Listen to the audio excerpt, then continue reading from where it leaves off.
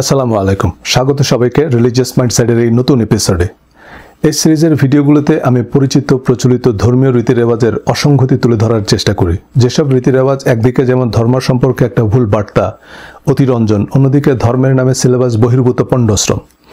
আর এই অতিরঞ্জনের কারণে ধর্মের যে আসল শিক্ষা, belief, good deeds and being a better person, এসব আড়ালে চলে যাচ্ছে।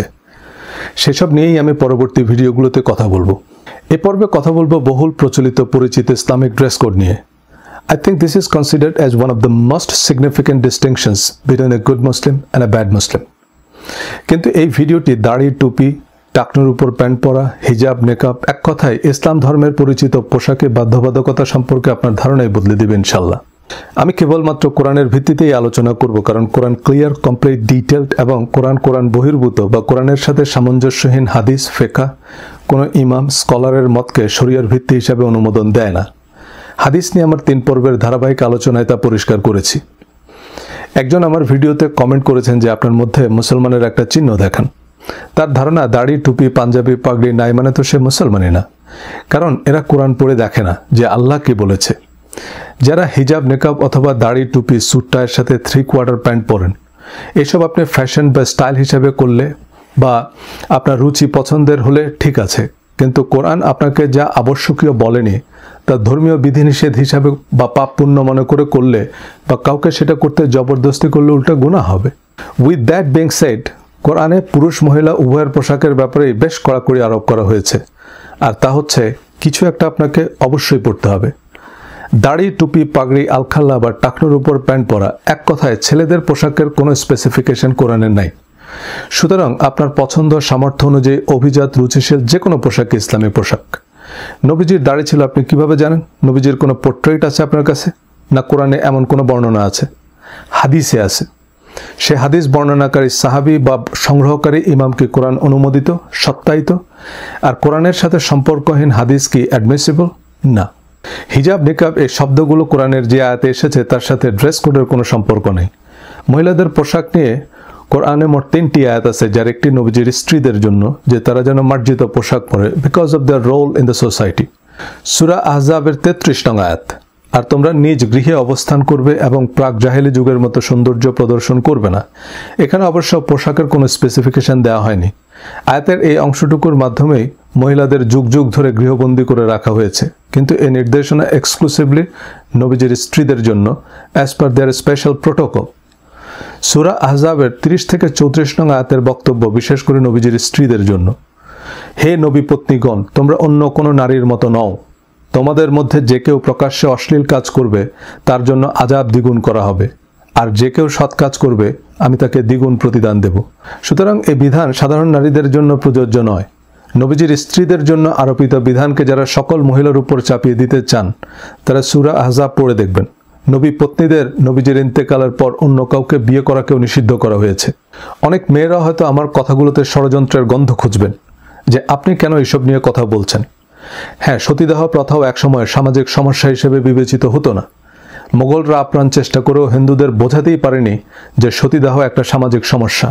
রাজা রামমোহন রায় আজীবন প্রচার করলেন যে সতীদাহ হিন্দু ধর্মের কোনো শাস্ত্রে নেই। অতঃপর ব্রিটিশ সরকার কঠোর আইন করে এই জঘন্য প্রথা বন্ধ করে। যদি শাস্ত্রে নাই থাকে তবে সতীদাহ কি বর্বরচিত হত্যাকাণ্ড নয়? আমার চাচা মামারা সবাই ইউনিভার্সিটি পড়ুয়া, কিন্তু আমার খালা ফুফুরা প্রাইমারি পর্যন্ত, ইচ্ছার অভাবে মোটেও না। আমার আম্মা যখন মেট্রিক পাস করে তখন আমি ইউনিভার্সিটিতে পড়ি। এমন কত কত স্বপ্ন ঝরে গেছে ধর্মের ভুল ব্যাখ্যায়। সর্বসাধারণ মহিলাদের পোশাক নিয়ে কোরআনের বাকি 2টি আয়াত, সূরা নূরের 31 নং আয়াত এবং সূরা আহজাবের 59 নং আয়াত। তবে এই 2টি আয়াতের সহজ সরল ব্যাখ্যাকে আমরা আমাদের এক্সিস্টিং মাইন্ডসেট অনুযায়ী তর্জমা করি এবং এর সাথে পছন্দসই হাদিস ও ফিকহি মতামত জোড়া দিয়ে পূর্ব নির্ধারিত সিদ্ধান্তকেই অনুমোদন দিই। এই 2টি আয়াত নিয়ে আলোচনা করার আগে মহিলাদের পোশাক সম্পর্কিত আমাদের মাইন্ডসেট নিয়ে একটু কথা বলা দরকার। প্রাইমারি মাইন্ডসেট হচ্ছে পোলারাইজড মাইন্ডসেট, অর্থাৎ আমার ধর্ম এটা ফরজ করেছে, সো এটার পক্ষে যুক্তি জোগাড় করতে হবে। এখন এসব যুক্তিবিদদের যদি বোঝানো যায় যে ভাই ইসলামে হিজাব নেকাব ফরজ নয়, তাৎক্ষণিক এরা ইউটার্ন নিয়ে হিজাব নেকাবের 199টা সমস্যা খুঁজে বের করবে। নারীদের পোশাক নির্ধারণে আমাদের প্রধান বিবেচ্য বিষয় হচ্ছে সেক্স, অর্থাৎ নারী হচ্ছে যৌন উত্তেজক, তাই তার আপাদমস্তক ঢেকে রাখতে হবে। পুরুষকে উত্তেজিত করার কোনো অধিকার তার নাই। কিন্তু এসব আমাদের হিউম্যান এজাম্পশন। মহান আল্লাহ এসব মোহ মায়া থেকে পবিত্র। তিনি জন্ম নেননি, কাউকে জন্ম দেননি। আল্লাহর দৃষ্টিতে সেক্স কোনো বিনোদনমূলক ম্যাগাজিন অনুষ্ঠান নয়। এটা জীবন থেকে জীবনের প্রবাহ, প্রাণ থেকে প্রাণের প্রদীপ জ্বালানোর প্রক্রিয়া।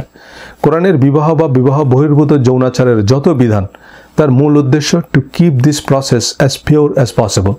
আমেরিকায় যেখানে সুন্দরী মেয়েরা অতি সামান্য পোশাক পরে, সেখানে যিনি মেকআপ, সানগ্লাস, গ্লাভস পরছেন, তিনি এসব কিছু না পড়লেও কারো নিশ্চয়ই ভিন্ন প্রতিক্রিয়া হতো না। ইউনিভার্সিটিতে অনেক মেয়েরাই সাধারণ পোশাক পরে। এখন যে হিজাব বা নিকাব পরছে, সে হিজাব নিকাব না পড়লেও কেউ উত্তেজনায় গাছে উঠে যাবে না। মুসলিম আমুসলিম 100% মহিলা নিকাব না পড়লে তো পুরুষের উত্তেজনা ঠেকানো যাচ্ছে না। As Confucian philosopher Mencius asked, is there any difference between killing a man with a stick or with a sword? ধরেন একজন পানিতে ডুবে মরল, তো উনি পুকুরে ডুবে মরল নাকি আটলান্টিকে ডুবে মরল, তার কি কোনো পার্থক্য আছে? এক্ষেত্রে একটা উত্তর পেয়েছি, যে পর্দা করবে সে তার সওয়াব পাবে। In this case it's not social or sexual issue. Sexual বা সোশ্যাল ইস্যু হিসেবে বিবেচনা করলে এর সমাধান হবে ধর্ম বর্ণ নির্বিশেষে সব মেয়েদের নেকাব বা লাইফ টাইম কোয়ারেন্টাইন বাধ্যতামূলক। So it's exclusively religious issue. এবারে চলুন দেখা যাক কোরআন মহিলাদের পোশাক সংক্রান্ত 2 আয়াতে কি বলেছে। কোরআনে নারী পুরুষের যে পোশাকের বিধান, তা সাধারণ সামাজিক সভ্যতা বা সুরক্ষা হিসাবে দেওয়া হয়েছে। এর সাথে পাপ পুণ্য, ফরজ হারাম, বেহেশত দোজক এসবের কোনো উল্লেখ নেই। কোরআন বলেছে, এটা শুনে দৌড় দিলেই হবে না, কি বলেছে তাও একটু খেয়াল করতে হবে। একজন মেয়ের নাম রাখছে তুকাজ্জেবান, কারণ কোরআনে আছে। বাই দ্য ওয়ে, তুকাজ্জেবান মানে মিথ্যুক। কোরআনে তো শয়তানের নামও আছে, আবুল হাবের নামও আছে।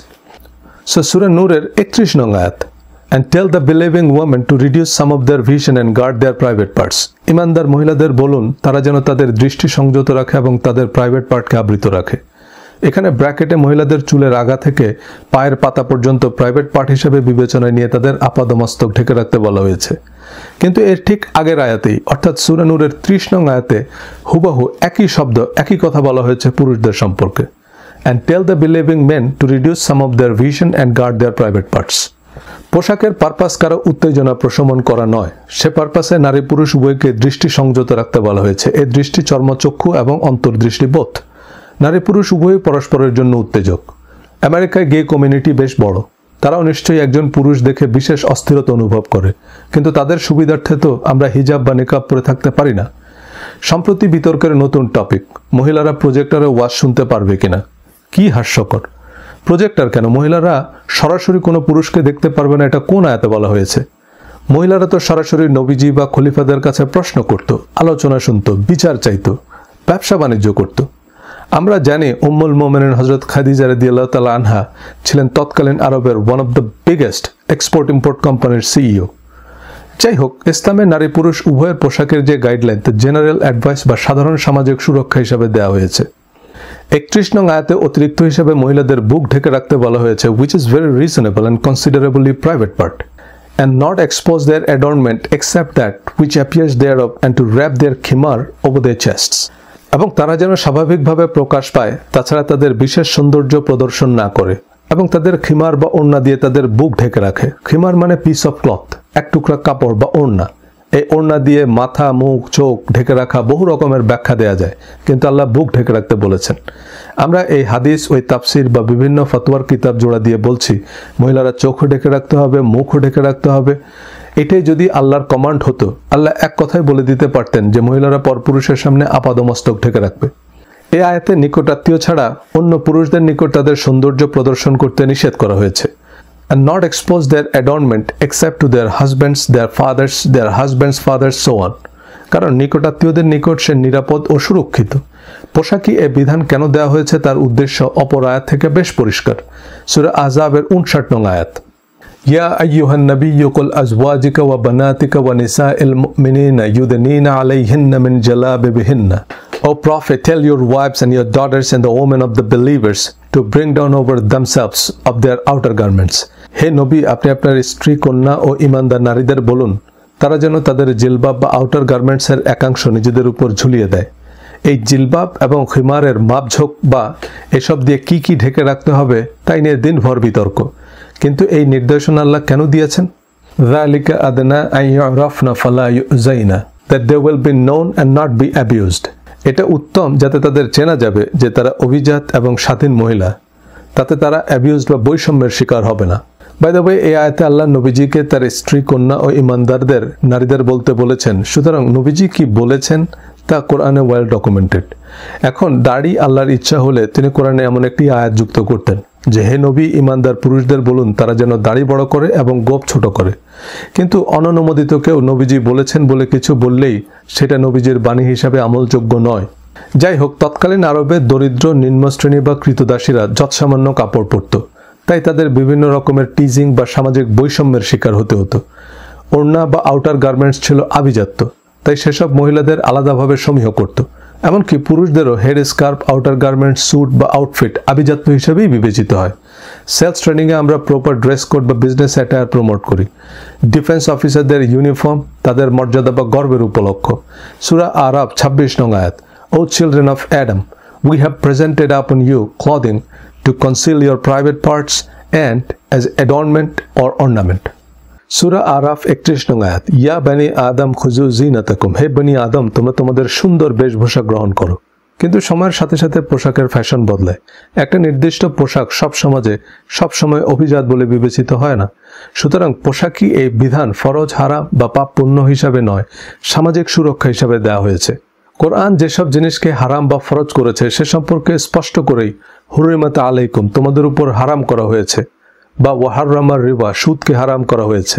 কুতিবা আলাইকুমুস সিয়াম, তোমাদের উপর রোজাকে বিধিবদ্ধ বা ফরজ করা হয়েছে, এমন শব্দ ব্যবহৃত হয়েছে। এছাড়া যেগুলো শাস্তিযোগ্য অপরাধ, যেমন পাপ কাজ, শয়তানের কাজ, শাস্তি, দুঃসংবাদ, জ্বলন্ত অগ্নিকুণ্ডে নিক্ষেপ করা, এমন শব্দ ব্যবহার করা হয়েছে। অবশ্য সেসব আয়াত আমাদের চোখে পড়ে না, কারণ আমরা চোখ খোলা রাখা যাবে কিনা তা নিয়েই ব্যস্ত।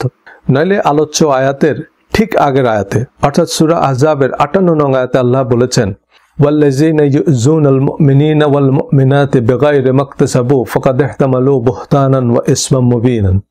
আর যারা মুমিন নর নারীদের তাদের কৃত কোনো অন্যায় ছাড়াই কষ্ট দেয়, নিশ্চয়ই তারা বহন করবে অপবাদ ও সুস্পষ্ট পাপ। বলুন, এই দুই আয়াতের মধ্যে কোনটা পাপ আর কোনটা সাধারণ সামাজিক গাইডলাইন, এটা বুঝতে কি আপনার আল আজহার ইউনিভার্সিটিতে পড়া লাগবে? অথচ পর্দার ফতোয়া নিয়ে একজন আলেম আরেকজন জনপ্রিয় ইসলামিক স্কলারকে কাফের ফতোয়া দিচ্ছেন। ইহুদির দালাল, খ্রিস্টানের এজেন্ট বলতেও দ্বিধা করছেন না। ধর্মীয় বিতর্কে নিকৃষ্ট ভাষার ব্যবহার বা নাস্তিক বিধর্মীদের অকথ্য ভাষায় গালাগাল দিয়ে যারা দোজাহানের অশেষ নেকি হাসিল করছেন, তাদের সম্পর্কে কোরআন কি বলছে অন্য আরেকটি ভিডিওতে বিশদ বলবো। ইসলাম কোনো লিমিটেড কোম্পানি নয় যে আলাদা লেভেল বা লোগো থাকতে হবে। নবীজি সহ সাহাবীদের কারোরই নাম, পোশাক আশাক নবুয়ত প্রাপ্তির পর বা ইসলাম গ্রহণের পর পরিবর্তিত হয়নি। মুসলিম নারী পুরুষরা সমাজে শালীন মার্জিত হিসেবে বিবেচিত এমন পোশাকই পরতেন।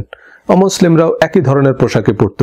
এখনো সৌদি আরবের জেলে গেলে দেখবেন চোর, ডাকাত, খুনি সবাই বড় বড় জুব্বা, স্কার্ফ পরা। এটাই তাদের পোশাক। পোশাক দিয়ে অবশ্যই একজন মানুষের মূল্যায়ন হওয়া উচিত নয়।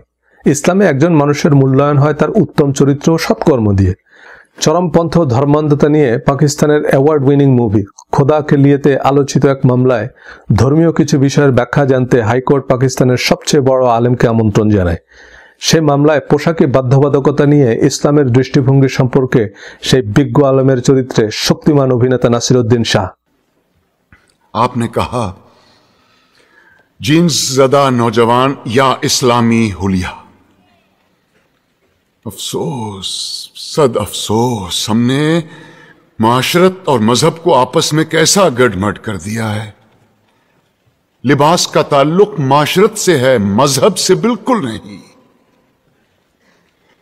ये कैसे मुमकिन है कि एक ऐसा दीन जो बकौल हमारे सारी कायनात और तमाम जमानों के लिए उतारा गया, वो लिबास के लिए किसी एक खास यूनिफॉर्म पर इसरार करे।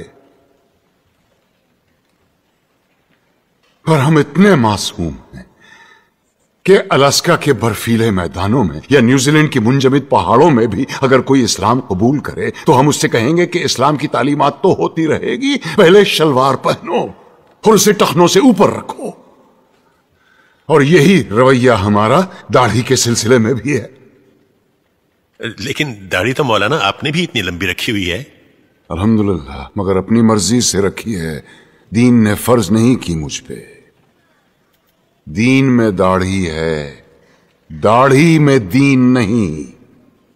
सुन्नत मुअक्कदा है, रसूल अल्लाह की थी। जो आज के रसूल है वो ही दाढ़ी रखते हैं। बिल्कुल दुरुस्त फरमाया आपने, लेकिन दाढ़ी इश्क का आगाज नहीं, इंतहा है बेटे। क्या वजह है बेटे कि इतने लंबी लंबी दाढ़ियों वाले 3-3, 4-4 हज किए हुए हाजी साहिबान स्मगलिंग करते या झूठ बोलते आम नजर आते हैं? वजह यह है कि मुझ जैसे नासमझ आलिम सारा जोर दाढ़ी रखने और शलवार पहनने पर ही देते हैं। कहीं हम गलती से आशिक रसूल के बजाय आशिक अबू जहल तो नहीं पैदा कर रहे हैं? क्योंकि दाढ़ी तो अबू जहल के भी थी, लिबास भी वही था जो रसूल अल्लाह से बेतन फरमाते थे। तरतीब उल्टी है बेटे। पहले जाहिर नहीं, पहले बातिन को ठीक करो। अंदर आग लगाओ, बाहर खुद ब खुद आएगी। वरना यही होगा कि लोग हराम की कमाई जेब में डाले हलाल गोश्त की दुकान ढूंढते फिर रहे होंगे। इस्लाम या म्यूजिक और इस्लाम या पतलून में से या निकाल दो। ये मत भूलो कि इस मुल्क में इस्लाम की सबसे ज्यादा खिदमत 2 ऐसे आदमियों ने की है जिनके दाढ़ी भी नहीं थी और जो कोट पतलून पहना करते थे, मोहम्मद अली जिन्ना और अल्लामा इकबाल। आज तुम बड़े फख्र के साथ इन दोनों के नाम के साथ रहमतुल्लाह अलैह लिखते हो। আবার মেয়েদের সৌন্দর্য প্রদর্শন বা পোশাকের ব্যাপারে অতিরিক্ত সচেতনতার পরামর্শ কেন দেওয়া হয়েছে তা বুঝতে 1400 বছর আগের কোনো সময়ে যেতে হবে না। এখনকার পৃথিবীতে সেক্সুয়াল হ্যারাসমেন্ট, রেপ, নির্যাতন, টিজিং এর যত আইন, তাতে মূলত মেয়েদের সুরক্ষার দিককেই প্রাধান্য দেওয়া হয় বা মেয়েদের নিরাপত্তার জন্যই এসব আইন প্রণয়ন করা হয়। কারণ ইউরোপ আমেরিকায় ও রেপ বা সেক্সুয়াল হ্যারাসমেন্টের যত অভিযোগ, প্রায় 99% ক্ষেত্রেই মেয়েরাই অভিযোগকারী বা ভিকটিম। আর এখনকার পৃথিবীতেও কত শতাংশ অঞ্চল নিউ ইয়র্ক বা মেলবোর্নের মতো নিরাপত্তার চাদরে আবৃত। চাইলে সারা পৃথিবীতে এমন নিরাপত্তা ব্যবস্থা গড়ে তোলা সম্ভব নয়। তাই পোশাকের নিরাপত্তা হচ্ছে সর্বশেষ বা ন্যূনতম সামাজিক সুরক্ষা। কোনো দুর্গম এলাকায় বখাটেদের নজর এড়াতে একটা মেয়ে আত্মরক্ষার্থে ব্যবহার করতে পারে। ঝুঁকিপূর্ণ পোশাক ছাড়া যে কোনো গ্রহণযোগ্য, রুচিশীল বা অভিজাত পোশাকই ইসলামী পোশাক। আমি রেফারেন্স দিয়েছি, আপনারা অন্যান্য অনুবাদ সহ বিস্তারিত চেক করে দেখবেন। এই আয়াতগুলোতে ফরজ, হারাম, পাপ, পুণ্য, বেহেশত, দোজখ এমন কোনো শব্দই নেই। আর কোরআন যা কিছুকে হারাম বা ফরজ বলেনি, সেসব কিছুকে ফরজ বা হারাম বলার কোনো সুযোগ নেই। সুতরাং হিজাব, নিকাব, দাড়ি, টুপি, 3/4 প্যান্ট আপনি ফ্যাশন, পার্সোনাল প্রেফারেন্স হিসাবে বা সাধারণ সামাজিক গাইডলাইন হিসাবে রাখতে পারেন, পড়তে পারেন, ফরজ ওয়াজিব হিসাবে নয়। দেখুন, আমেরিকায় মেয়েরা যে ধরনের পোশাক পরে তাতে তো ছেলেদের উত্তেজনায় মারা যাওয়ার কথা। রিলিজিয়াস মাইন্ডসেট থেকে বের হয়ে দেখলে দেখবেন সৌদি আরবে আমাদের মা বোনরা কি ভয়াবহ শারীরিক বা যৌন নির্যাতনের শিকার। কিন্তু আমেরিকা, ইউরোপে সব অকল্পনীয়। এর প্রধান কারণ আইনি সুরক্ষা। আমেরিকা, ইউরোপেও রেপ হচ্ছে, কিন্তু সে রেপের কারণ বা তা বন্ধে করণীয় নিয়ে বিলিয়ন ডলারের গবেষণা হচ্ছে। এসব গবেষণা নারীদের পোশাক নয়, বরং ধর্ষকের মানসিক অসুস্থতাকেই দায়ী করছে এবং সেটারই প্রতিকারের পরামর্শ দেয়। অনেকে আবার জেনারেল বিজনেস অ্যাটায়ারকে খ্রিস্টানদের পোশাক মনে করে। পোশাকের আবার ইহুদি খ্রিস্টান কি তা আমি জানি না। আমাদের যারা দাড়ি রাখেন না বা যেসব মেয়েরা হিজাব নেকাব পরে না, এটার পিছনে নাকি খ্রিস্টানদের বিরাট চক্রান্ত আছে। এসব সিম্পলি বিভাজন বা বিচ্ছিন্নতাবাদী মানসিকতা। খ্রিস্টানরা জন্মদিন পালন করে, এই যুক্তিতে মুসলমানদের জন্মদিন পালন হারাম। এভাবে বেদ, বাইবেল, ওল্ড টেস্টামেন্ট থেকে সব বাদ দিলে কম্বলের পশম বাছাইয়ের মতো ইসলাম ধর্মই আর থাকবে না। খ্রিস্টানদের ক্রুশে যে যিশুর মূর্তি, তাতে যিশুর দাড়ি আছে।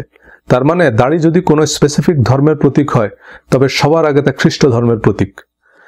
আমাদের দাড়িতে নিরুৎসাহিত করা বা আমাদের মেয়েদের ঘরের বাইরে আনা, বেগানা পুরুষের সাথে লেখাপড়া বা চাকরিতে জড়ানোর যে চক্রান্ত খ্রিস্টানরা করছে, তাকে বিবেচনায় নেওয়া যেত যদি তারা তাদের দেশের মেয়েদের কোয়ারেন্টিনে রাখত বা হিজাব নেকাব পরিয়ে রাখত। কিন্তু মেয়েরা আমেরিকায় নাইট শিফটে নির্বিঘ্নে কাজ করে, যা খুশি তাই পড়ছে, যেখানে খুশি সেখানেই যাচ্ছে। পোপ ফাদাররাও রীতি হিসাবে দাড়ি রাখেন না, কারণ তারা বাইবেল খুলে দেখেছে দাড়ি, টুপি, হিজাব, নিকাবের সাথে ধর্মের সম্পর্ক নাই। আমরা আমাদের কোরআন খুলে দেখলেও তাই দেখব, কিন্তু পিছনে তাফসিরুল কোরআন মাহফিলের বিশাল ব্যানার দিয়ে কোরআনের সাথে দূর দরাজ সম্পর্কহীন সুপারহিট কিচ্ছাই আমরা শুনি। আল্লাহ যা সহজ করেছেন তাকে কঠিন করে ধর্মভীতি ছড়াচ্ছি। আল্লাহ intends for you ease and does not intend for you hardship. আল্লাহ তোমাদের জন্য সহজ করতে চান, তোমাদের জন্য কঠিন বা কষ্টকর কিছু চান না। সুতরাং সহজ করে ভাবুন, বাড়াবাড়ির অভ্যাস ত্যাগ করুন। ধন্যবাদ।